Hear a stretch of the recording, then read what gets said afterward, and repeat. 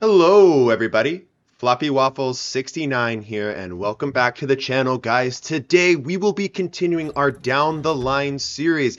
This time at Tier 7 we have HMS Fiji.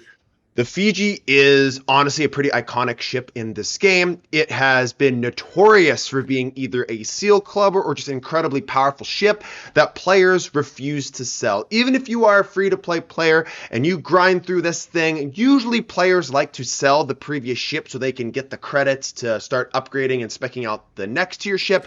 I find out that the vast majority of players that I talk with say they never sell this thing. They, matter of fact, keep this thing and they pick it up time and time again because it's such a fun gaming experience and the ship is just strong.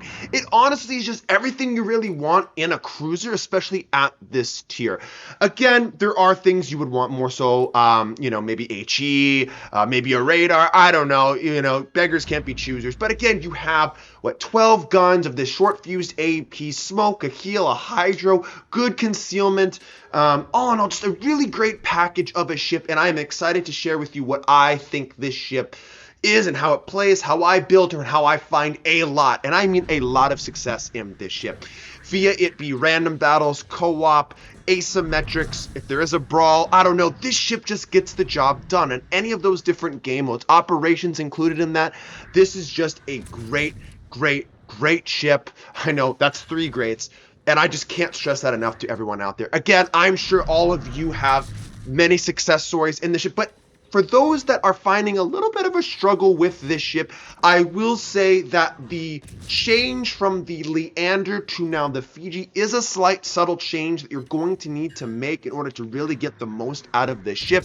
But once you do, I think what the Fiji will teach you will carry weight all the way down the line, all the way to that, I guess, tier 10 Minotaur, and even potentially to the Edgar as well. Though super ships are realistically in their own kind of tier end game. So I really don't want to dive deep too much into super ships yet on this channel. But back to the Fiji, and like I always do on these Down the Line series, I will always go through the ship statistics, talk a little bit about her in the port screen, show the armor scheme, go through a whole deep dive in the statistics part, and then I will go ahead and show some gameplay in her. So without further ado, guys, let's go on into the video, shall we? Alrighty, so now in the port side of things here in regards of the review, we are looking at the Fiji here at tier 7, and like we always do, we are going to start off with the armor layout of this vessel. Now, as you see, I pull up the armor layout, and we have a 13mm nose, a 13mm ass, a deck of 51mm here in the midsection, and then we have some 19mm deck as well. Again, we go ahead and strip that down. We will find ourselves having an above water citadel that stretches almost the entire length of the ship beyond the first turret and the fourth turret, having about 114mm of belt armor, and again with a citadel deck armor of 51 as well, with this really weird 9mm citadel armor deck here in the middle. Going into the survivability of the Fiji, we have 31,400 HP as a grand total on the ship.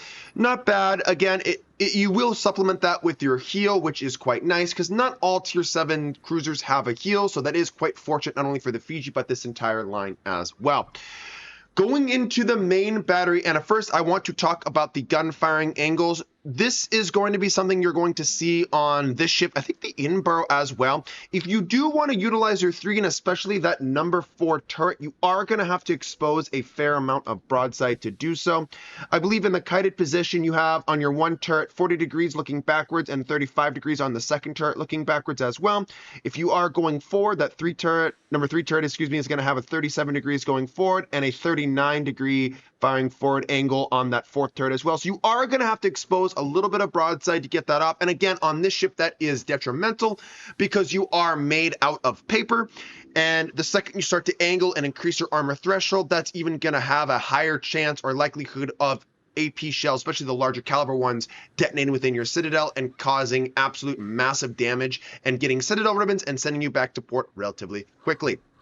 Now, again, this ship does have the 4x3 152 gun layout, an 8-second reload on these 152 guns, 180-degree turn time of 25.7 seconds, and then a maximum range of 15.4. I wouldn't pay too much mind to the range because, one, you have a smoke screen, and two, that is a massive upgrade from the lander, which I think the lander was, 13.2, 13.5-ish. So this is a big upgrade in regards of the range, and it's definitely going to be comfortable to utilize with the Fiji, especially if you are top tier.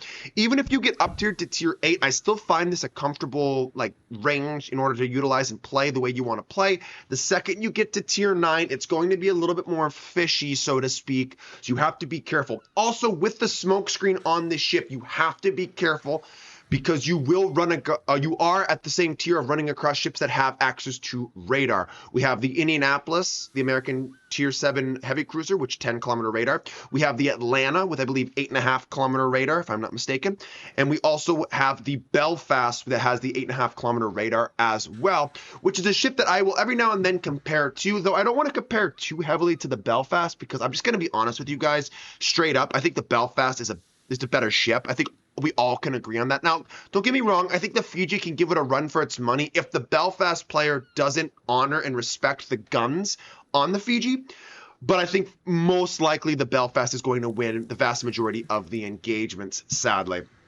I think a ship that's better to compare it to is like that Colonel Bolognese, which is the Pan American Tier 7 colony class cruiser.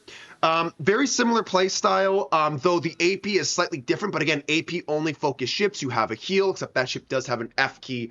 So it theoretically ensuring out heals on a one-on-one more so than the Fiji can. I think the Colonel Bolognese is better suited against cruiser versus cruiser engagements, where the Fiji is just going to be universally accepted against all ship engagements a little bit better, as that short fuse AP is going to allow it to do just a little bit more consistent damage, like chip damage, where the Colonel Bolognese, if they are not showing you flat broadside, you're going to really struggle with your armor piercing, and it's going to be ricocheting a lot.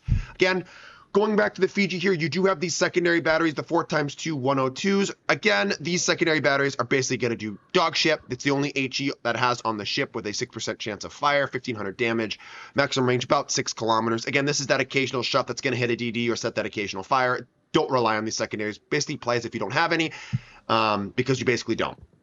Moving into the torpedoes, you have the one launcher per broadside of 3. This is 8-kilometer torpedo launchers on this ship. Again, it's clocking in at a 72-second reload, which isn't bad. Maximum damage is just shy of 16,000 with 61 knots and a detectability range of 1.3 kilometers. It does suck. You only have 3 torpedoes. Again, this is a problem that you see with like the Edinburgh as well at tier 8. Again, your torpedo power will become stronger and stronger and stronger, especially when you get to tier 9 and 10. But again, not down here. Your main damage dealer is going to be those guns. Do not rely on your torpedoes. You are a cruiser after all. Those are going to be supplementing if someone's going to be pushing your smoke or pushing around the island at you. That's when you're going to have to let them rain with the torpedoes. And funny enough, the torpedoes on this ship have not so good firing angles as well. If I pull them up here real quick, you're going to see that the torpedoes, I believe, in order to get them off per broadside, your angle's 36 degrees forward and 32 degrees and the ass, which is not very good, and that's on either broadside as well. So you're going to have to basically expose your citadel in order to get them off if you are charging these ships. You have to be careful, time those reloads, and understand that hopefully you just have enough HP to eat a couple citadels if you're going against a fast-firing cruiser that can citadel you. So you have to be careful when doing that. I have plenty of clips to show you when that is the case, when I get my torpedoes off, but in return I get absolutely freaking nuked. But again, you have the single launch mechanism, so you should theoretically be able to land all 3 torpedoes on target, which is exactly what you want to do, because again, you just don't have enough torpedoes in order to miss a couple and still, land the 3 or 2 or whatever and be like, yeah, I got a kill, but it's like you don't have enough. You only have those 3. So if you miss 2 or 1, that's huge. That's detrimental to what you're trying to do with your maneuver and play. Depth charges on the ship, again, do massive amounts of damage, but you only have 2 charges with 3 bombs in charge. You saw this on the Leander video that I showcased. These are not submarine hunters, okay? Your short fused AP really doesn't do too much against them. It will do damage, but again, it won't do very much because you don't have that like high explosive splash area of effect damage with these. You have to basically land right on the submarine, which is already going to be hard enough. You can absolutely nuke them, but the only way you're going to nuke the enemy submarine is if he, criminally overextends or just criminally misplays his ship, because basically you have to sail your 30-something knot ship over that submarine, and when the submarine's pretty much already going 20 plus knots underwater, and he just has to have its periscope depth, and once he bobs up, you shoot, then you're spotted within 15.4 kilometers, which most likely there's going to be a ship within that. So again, do not go out of your way to go ahead and try to hunt this enemy submarines, because it's not going to happen, even with your hydroacoustic search that you have on this ship. A defense, getting better. We're getting better, that's for sure. I think you could definitely give a tier 6 carrier a run for its money. Tier 8 carriers, no bueno. It's going to be absolute fodder. You have to be careful and tread with caution against them. I'm not going to go into the whole intricacies with the AA. You're still limited to the 5.8 kilometer range. Once you get to the Neptune, you do get that awesome like AA kind of specialized light cruiser AA at the 6.9 mark. But right now you're in the Fiji at tier 7. No, you only have the 5.8 and you're capped at it. 32.5 knots, not terrible. Turning circle radius of 670 and a rudder shift time of 6.9. Again, keep in mind you do have the baked-in acceleration. This is something that the entire line gets, which is awesome, which basically makes an easy choice in that 4th slot to pick up the improved rudder shift time, because again, you can't rely on your armor to do jack shit, so you have to dodge all incoming fire and do your best to basically dodge the entire salvo, because if you don't, you're most likely going to be taking damage, because your ship can be very easily overmatched because you only have 13 millimeter nose. On concealment, I believe base you have 11.2 with the captain on this. I think you have 10.1 kilometer detect. And then firing from smoke is 5.4 kilometers, which again isn't bad. Just again, keep that in mind that if you are spotted within your smoke screen, there has to be something within that 5.4 kilometer detect to detect you from your smoke screen. Going into the upgrades, again, you can see I have main armaments modification 1. I have engine room protection, aiming systems, no brainer here, and then the steering gears modification 1. Again, here's the consumables you have. Again, damage control party, heal, hydroacoustic search with a 4 kilometer range of detection of ships. So that gives you a 1.4 kilometer like gray area that you need to have, like that ship needs to cross, or you need to cross before you can detect what is detecting you in your smoke screen if you are getting detected within your smoke firing penalty. And then you have your smoke screen generator, which again, and there's this big debate whether or not the British smokes or whatever normal smoke screens are worse or better than the daring smoke screens. All I'm going to say is if you were looking at it from like a team oriented, you have a lot of spotting, you're playing in a division, I would actually prefer the normal smoke generators to that.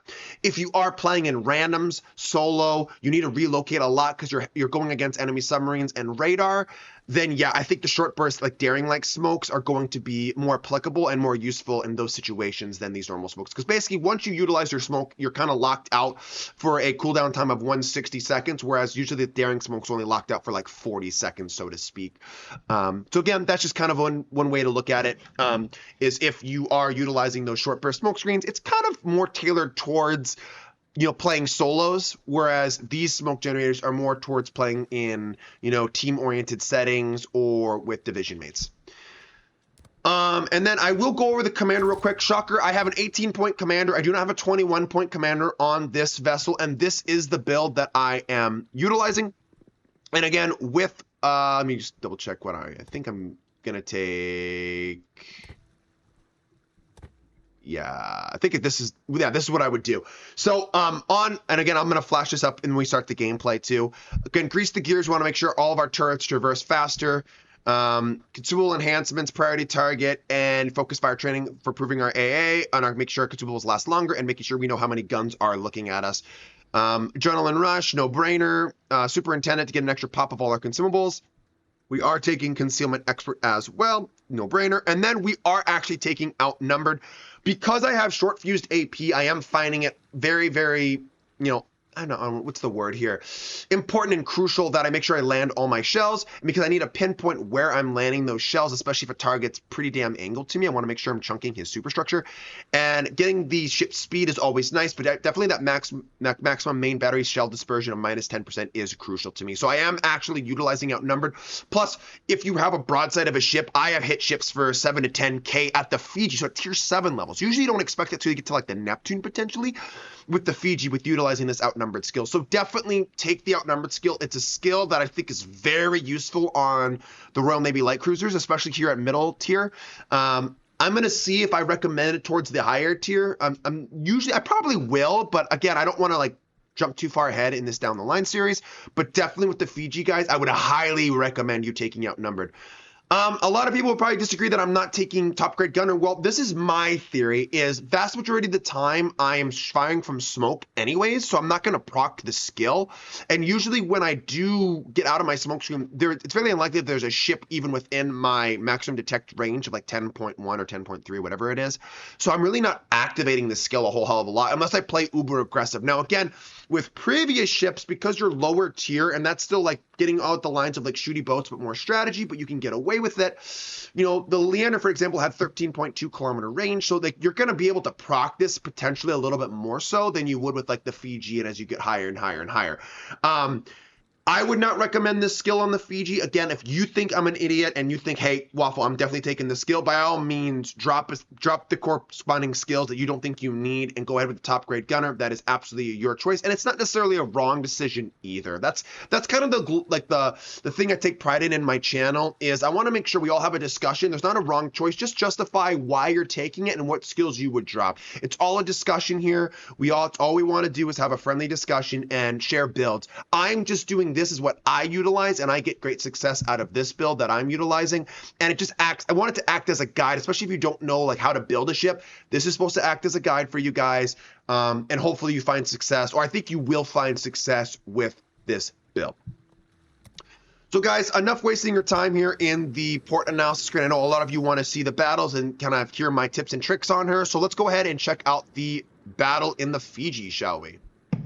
Okay guys, and here we are in battle with the Fiji. Again, I clipped it so that this battle should move pretty quickly. This is an awesome battle to kind of show you like the meticulous, thought out decision makings that allowed us to play the way we were capable of playing. I believe this is a tier 8 battle, if I'm not mistaken. I don't know why when I tried to get footage for you guys, I kept finding myself getting up tiered and up tiered and up tiered. This is kind of the story of tier 7, which rather sucks. I do find tier 7 matchmaking to kind of get shit on a lot. I know a lot of people bitch about tier 9s and tier 8s, but at the end of the day, if you're not playing tier 10 and or super ships, you're pretty much going to get up tiered for the vast majority of times, because these are the most popular tiers up there at 9, 10, and super ship, which kind of sucks in my opinion. There is so much of the game that people just don't even play, and it really pisses me off. And I know it shouldn't, because at the end of the day, guys, it's your opinion, right? If you want to play and spam tier 9, tier 10, and super ships only, like, by all means, I'm not, who am I to tell you, you can't do that? Like, obviously that's the objective of the game. That's top tier. A lot of people find that to be fun. That's okay too. But I think you should go back and kind of enjoy the game a little bit and play those other tiers. I think there's a whole other world down there that a lot of players just forget about. And sometimes, you know, top tier is frustrating. I mean, not sometimes, a lot of times it is frustrating. There's like, you either get ship pumped and steamrolled, or your team steamrolls. And like, realistically speaking, I hate steamrolls both ways, because it's just not fun. It's just not fun. I don't find that enjoyable. Okay, enough of that. Going back to the Fiji, okay? Obviously, you could see here, a big strategy I like to do in these ships is I usually, like, when I get around where I know potentially there's going to be destroyers spotting me, when I'm starting to go around capture points, I like to go, like, quarter speed, and the second I get lit, or an enemy ship gets lit within my main battery firing range, I do go ahead and pop that smoke screen, and I continue to go for, like, 10 seconds. I think it takes, like, 15 seconds for this smoke screen to fully disperse, like, its smoke, like, deploy it, and then it, like, stays for however long it is, which I can't remember off the top of my head. It's a strategy I like to utilize on my smoke farming cruisers that allows me to basically stay immune and get up into the fray and support my DDs. That's a big thing that the Fiji likes to do, especially with your short fused AP. Like, I think in 1 or 2 salvos, you can absolutely triple the enemy destroyer, where his game is practically over, and basically sway the engagement of the DD on DD, you know, engagement in your DD's favor. It's a really good tactic I like to utilize in my Fiji. And again, it's the same thing I utilize in my Belfast. Again, the Belfast is a little bit different. You have radar plus the smoke screen, which isn't broken at all. Yeah, so it's like, you know what I mean? And you have HE2, which not only can knock out the engine and modules, but, you know, such is life. Again, the short fuse AP is going to do just reliably more damage because it's armor piercing, and you're most likely going to be able to fuse it on the destroyers, especially if they're broadside to you or slightly angled. But again, you know, tomato, tomato kind of thing.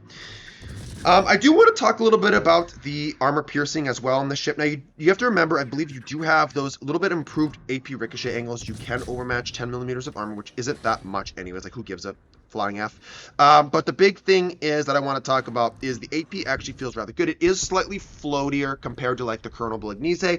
The Bolognese has a little bit more straighter shots because it doesn't have a smoke screen and it relies more on open water gunboating a little bit. Again, it still wants to utilize island coverage, but it's just something that it needs, right? Again, that's going down the San Martin line. Your maximum AP shell damage is 3,100, which again isn't terrible, but the big thing here is going to be that threshold, which is the minimum armor thickness needed to trigger the fuse. The Fiji's is 12 millimeters, so that's every destroyer at this tier, and if you are top tier, even below you, and it's going to be perfect. That's going to make it feel awesome, and really detonate and get that full massive damage you're looking for. Whereas like something like the Colonel Bolognese needs 25 millimeters, so you're really not going to be able to get those penetrations on the Colonel Bolognese unless that DD slightly angles and increases its armor threshold, right? So that's why the Fiji is the more superior choice in regards of those DD engagements and even cruiser engagements, in my opinion, at times.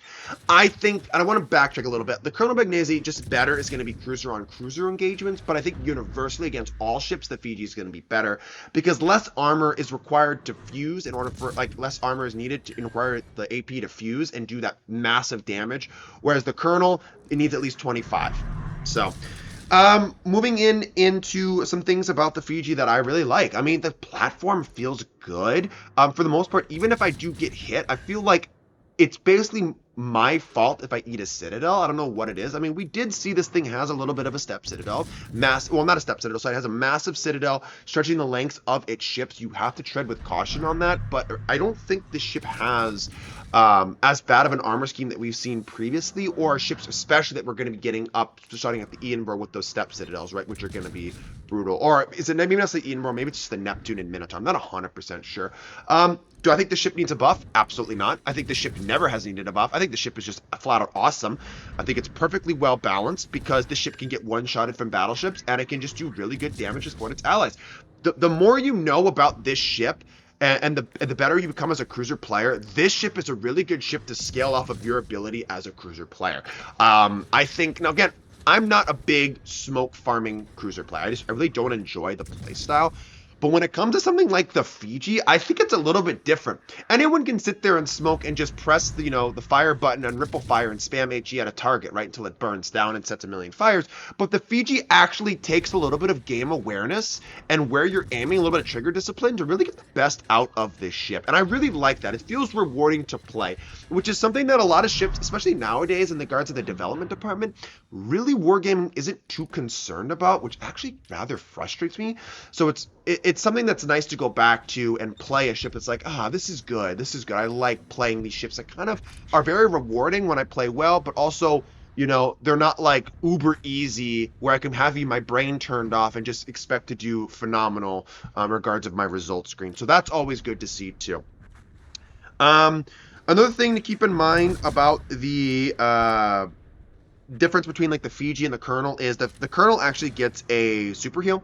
The Fiji does not yet. The Fiji doesn't get this line doesn't get a super heal, I believe, until the Edinburgh, if I'm not mistaken. Let me go ahead and check that real quick for you guys. Yes, the Edinburgh does get the heal, and you actually get the 50% heal back on Citadel damage, whereas you didn't get that with the Fiji. So only have like the 33% or 10% or whatever it is. I can't really remember. Which kind of sucks, but again, I think that would carry the Fiji over the top to a little bit more on the overpowered side if it had a tool like that. And again, here is a great example of a light cruiser that isn't respecting the guns that the Fiji has. I mean, the short-fused AP just eats alive destroyers and light cruisers. I mean, if you do not honor the guns that this ship has, which I think he's actually pretty well angled, but we all know the Atlanta, Flint, the San Diego, these ships really are just very squishy. And they actually have a fair amount of superstructure that you can pinpoint pretty easily. So if they're not playing behind islands or smoke, like you pretty much should be able to outgun them. And because their shells are so floaty, I mean, my shells are going to arrive. Even as I think the Fiji shells are pretty floaty too, my shells are just going to arrive sooner, and they're going to hit with a little bit more force and impact. And again, they need less armor in order to fuse and get those massive AP salvos like you saw there. I think that took like, what, 3 or 4 salvos and went ahead and killed the guy, which was always fun to see. You like to see that, right? Again, close game. This is winnable, and this is definitely throwable. So, or not really throwable. I wouldn't say we're really like winning at this point, but it could go either way. It's what I'm trying to say. So again, it's going to come down to how are you going to outthink your opponent and outplay them. And again, I have to deal with a pesky little submarine, which sucks. I would never recommend doing this. Sailing out, or potentially if the Monarch saw his minimap and could shoot his guns, he could shoot me instead. I think if the Monarch actually was shooting me, I would have been dead here because I'm trying to dodge homing acoustic torpedoes. I am going to have a Cossack shooting at me from behind because he realizes I can't shoot him back because I'm focused on doing as much damage to the Monarch because I think if we eliminate him, my team can kind of push around there and support me. It's a pretty painful situation here. And I think the biggest complaint with people when it comes to submarines, at least in my opinion, is yes, they used to be a lot worse than they are now. That's for sure. I think definitely more in a balanced state. But the homing torpedoes are a bit of a struggle, but only if you don't know how to play against them and how to dodge. One thing I find is if you turn ever so slightly to like the left or the right, you utilize your engine to the best of your ability, you can actually dodge the torpedoes a little bit more with ease. And again, it depends on the nation. German and the British are always going to be a little bit more of like a hassle to deal with, but you can, again, not all the time, but you can dodge the torpedoes. It all depends on where the sub pings you, where his torpedoes are homing from, all these features. But realistically speaking, it's mostly not even the torpedoes. It's honestly the ships, because you're trying to dodge the homing torpedoes. It's the ships that are basically having a free salvo in your broadside because you're dodging the torpedoes. I have found that the Royal Navy, because they have that improved acceleration mechanic, the submarines actually have a hassle trying to deal with the Royal Navy cruisers because that startup and stop down, because it's basically destroyer levels of acceleration, right, if we're being honest. So that kind of is factored in, you know, to their homing time and differential. So these things can be a bit of a pain for submarines to deal with. Now, again, I need my hydroacoustic popped here. In 90 seconds, it comes up so I can see exactly where the enemy submarines is. I cannot afford to turn around and deal with the Cossack because if I do that, I'm basically offering myself up to the enemy submarine, which again is going to be lethal. And again, thank God the Monarch has not been shooting me this entire time. So that's about the battle for you guys. Again, I'll just end it with this. I will go into my final thoughts now about the Fiji. This is definitely a sweet spot in the line. One, I love Tier 7. I think Tier 7 is a very good tier, balance-wise, play-wise. Like, everything seems relatively fair and balanced at this tier. Again, not always the case. Belfast exists, right? We see that kind of stuff. But ultimately, it's a very, very fun tier, and I do really like this tier. As you know, if you're a long-time viewer of my channel, Tier 7 is my favorite tier in this game, and you will definitely, if you want to see me in game, especially on the NA server, you will see me a lot at Tier 7, especially me and my div mates. It's a tier I always gravitate towards, and I'm sure, like, you guys have your tiers and ships you gravitate towards. Well, this is mine. And the Fiji is a ship that I play a lot. I play the Fiji an absolute lot. It's a fun experience. I have a high-level commander, so that's always, you know, making it a little easier to play the game, especially when you have those higher-level commanders, because your ships are going to be good, right? I think I average at least above a 60% win rate on my Fiji, which again, win rate doesn't really mean much, but again, the main one that you are looking for is your solos, because I feel like I have a lot of carry potential. Not a lot of cruisers I can say that about, you know? From the heal, from the team versatility, from the consumable loadout, from everything that you have on this ship, it just feels so good, and that's something I really do like about the Fiji, and it's why I find myself constantly playing her, because she just feels so good, right? We all like those ships that just, like, they just work, right? They work, and the Fiji is one of those ships, guys, that just works. Time in and time out. Even if you get up tier, I find like you can actually still have a decent amount of impact with her, which is something I can't say about with a lot of other ships. 137,000 damage, E-rank game. We finished with a double strike. Oh my god, the submarine rammed us. We get that. And a Dreadnought achievement with a Confederate. Anyways, guys, thank you so much for tuning in, and I will catch you all in the next video. Have a blessed day. Love each and every one of you, and have a good rest of your day. Anyways, peace out, guys.